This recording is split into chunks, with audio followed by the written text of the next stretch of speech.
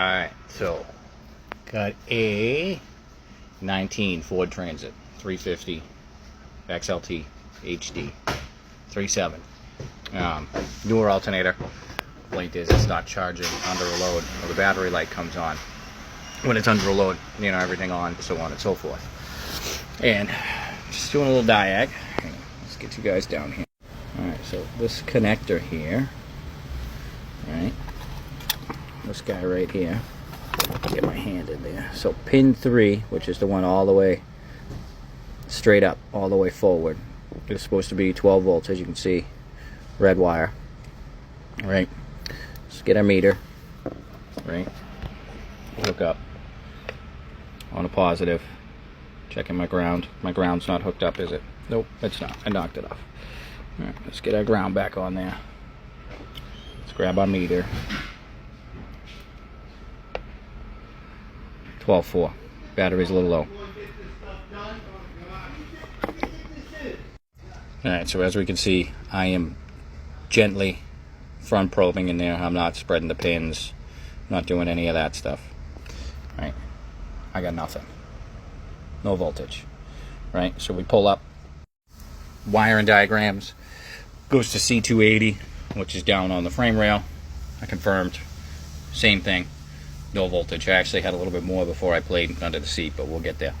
And we have C139, which is up here in the corner, which is this bad boy right here, and it is still a red wire all the way into that. So let me disconnect that, and we'll check that red wire right there, and we'll kind of work our way backwards. I can show everybody this diagnostic process to find a broken wire. Alright, so as we can see, I'm at the back side of that connector. I have her unplugged. Right, if we look at it, one, so we got a black and open space in the red. Flip the connector over, it's going to be on the bottom. One, open space, that one. Alright, so we grab a nice kit here. Alright, as you guys can see, I'm hooked up. We'll get our meter. We'll hook our meter up. If I can get her in there with one hand.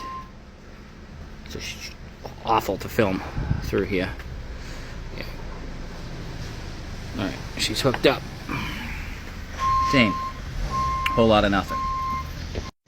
Alright, so now we're going to go inside the car and verify up there, which is, you know, where I started, but we're just kind of backtracking from there. Alright.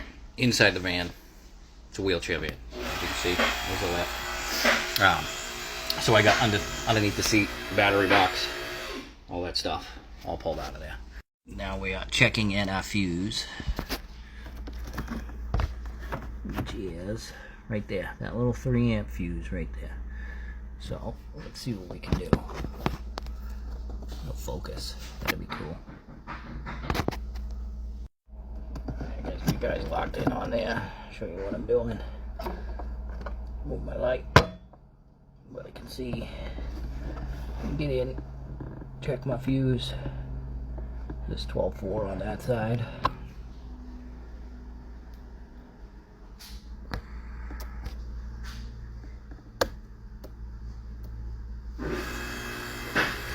.4 on the other side.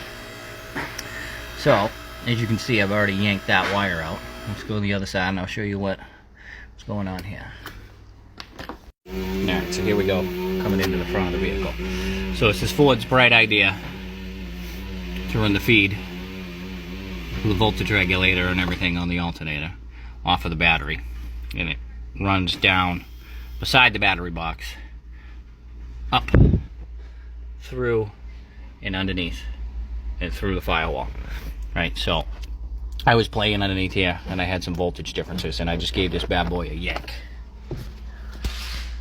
Right, as we all could see. She'll focus. A broken wire, and somebody was in there.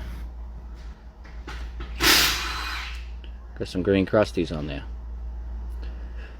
So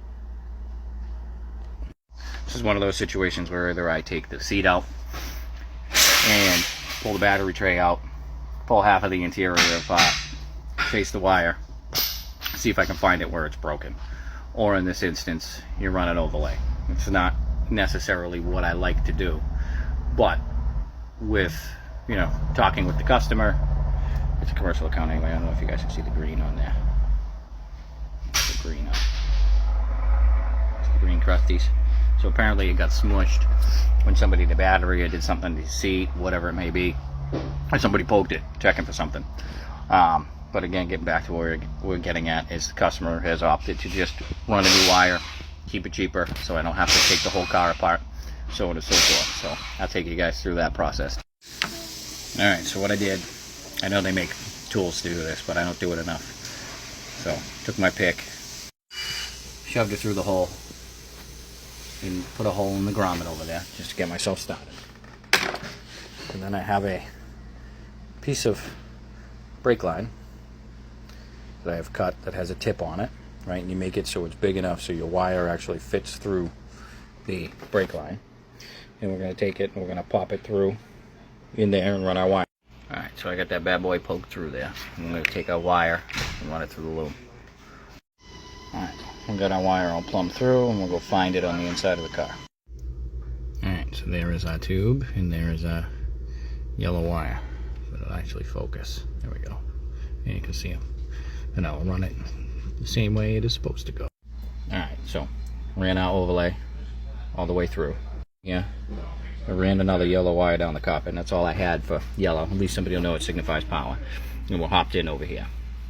Obviously, we'll neaten it up, make it pretty, we'll run it right. I just want to test it, make sure everything works before I put it all together. Alright, I got my wire all snaked up. Jumped into the back of this harness here because that's where it was broken, going into the car. So this is all feeding back on. Alternator's plugged in. I got it fully loaded. It's doing pretty good right now. You see she drops. So it's been a few. I got her all loaded up. Still nice, steady. 14.5, 14.6. Like I said, I gotta go through, make all that pretty over there. Not my preferred method to run an overlay. I would really rather find the wire, repair the wire, and go from there. But customer's budget, it's better spending more time on it, so on and so forth. This is what we're gonna do, and time crunch, get the car back on the road. But as check engine Chuck would say, it's a diagonal repair.